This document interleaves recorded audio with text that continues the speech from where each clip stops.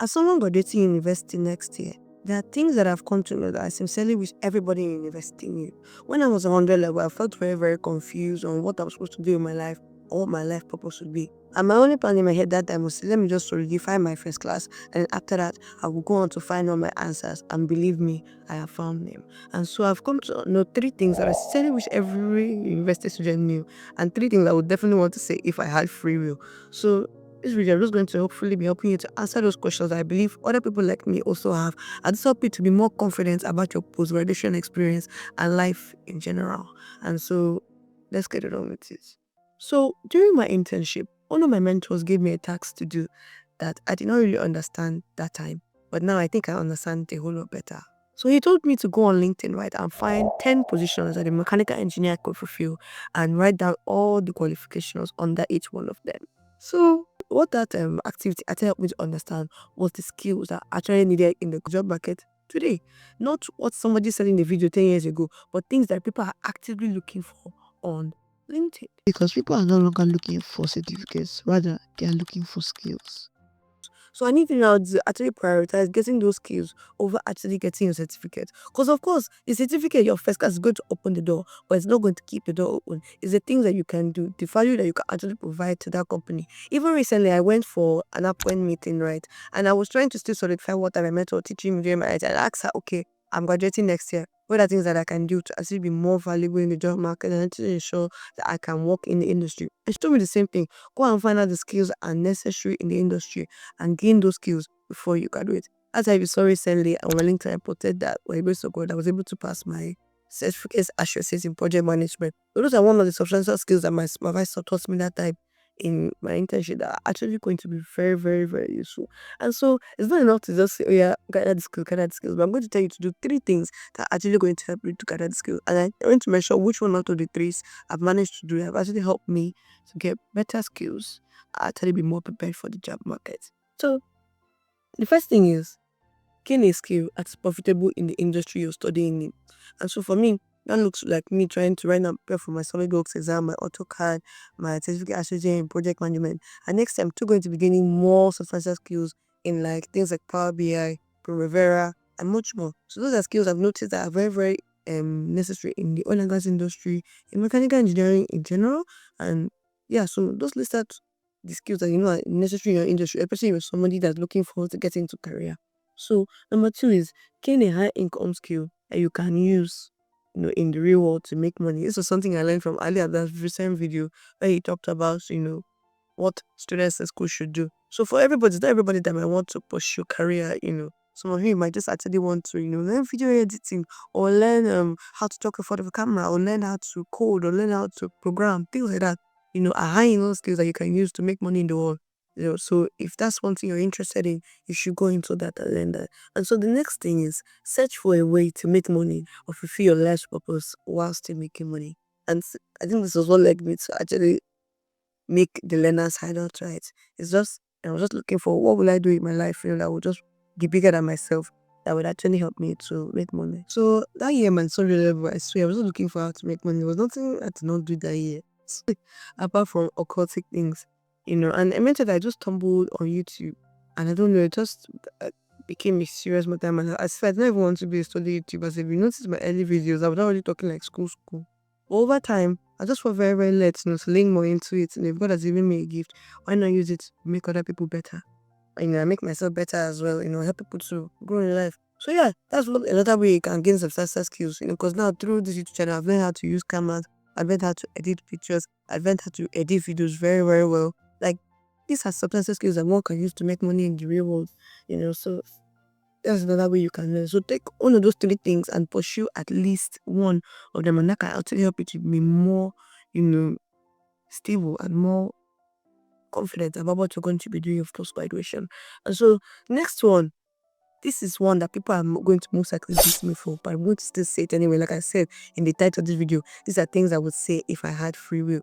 And so I want you to think about this case study. Imagine that you were somebody like Dangote now, or you were somebody like the creator of maybe Total Energies or the creator of Baker Hughes or something like that, right? So because the age is moving towards a more computer age, or because it's moving towards a more AI age, would you say that you will now close your company now because that's where the world is moving to? No, you will not close your company. And so that means if your company is going to be open, people are going to be working there. That means they will always do jobs in that company unless they decide to close it. And so I want to paint a meta picture in your head. That means there will always be people in the room where it happens. And as for me, I've determined that I will always be in the room where it happens. So there are going to be opportunities. See, when I attended the Uppoint conference, right, the woman was like, when she wanted to study petroleum engineering that time, people were telling her that by the time it's this time now, oil would have finished, oil would have finished. Has oil finished? No, it has not finished. Don't think that opportunities are fair. What are the opportunities going to? See, the people that are even discouraging you about that thing, they are most likely the people that are even fighting more than you to be in that room where it happens. So don't allow these people to discourage you. And so your own is just to live your life and keep believing that those opportunities will come to you. Stop allowing people to rubbish your mindset. I'm telling you rubbish. So the next one is live a life that is bigger than yourself. So this next point will drive anybody to higher levels of impact. And the fact that if you do this one, you always make money. That's just facts. The people that make all these big things like Microsoft, WhatsApp, and all these things, they could have made it for just themselves. But by making these things for other people and extending their impact across the world, they are able to make much more money. Anybody that is making crazy amounts of money is making crazy amounts of impact. So you need to just live a life bigger than yourself. Live a life bigger than yourself. That's what I just want to say. Yeah. Just live a life bigger than yourself. Because by contributing more value to more people, you're able to make more money. I think I read that in this book on Jared DeMarco, Unscripted, when I was in 200 level, right? It says money goes where value goes. If you're giving value to people naturally, you are going to make money. And so just extend your line of impact. Even if it's teaching that you're doing, helping people to get certifications, you can use that to make money. Even if it's maybe uploading a course on Udemy to help people to do better, you're making much more money, making much more impact. Just live a life that is sincerely bigger than yourself. And this last point was not in my script, but I'm going to add it because a lot of graduates can testify to it. And I know it's going to really help some people because sometimes it's not really about working hard, but sometimes you just need to be favored to be in that room where it happened. And so that first point is the fact that make substantial connections. As you're going for your internship, don't just go there and be doing seats like Mago Mago. You know, actually make substantial connections and keep those relations and prove yourself to be somebody that is actually knowledgeable and somebody that actually knows what they're doing with their life. Not that in your office, every time they see you, now baby, they carry. What you do with your life, bro? What you do with your life, do? I don't switch to broken. Sorry, let me switch back. So like yeah, make substantial connections, not just by yourself too. See, sometimes you might not even know the person, but you might just know the person that knows the person. So things like that. Don't just be rude to anybody. You don't know who you might need to communicate with the next time. And then the second extra point I want to add is the fact that just really know God. Sometimes you might not really need to know anybody in the room, but if you know God, I'm telling you, doors will be opening up to you like nonsense. Like I was recently reading this book, Anointing for Breakthrough by Papa. I was talking about for anything to work in your life, you need power. And it was not a joke. I'm not just talking about like physical power. Like you need to have the backing of God, the anointing of God upon your life. And that will sometimes open doors to you that no natural man can open up to you. So I don't know why you are, 400 level, you're in your 300, you're in your 500 level. You're still using your relationship with God to do jokes.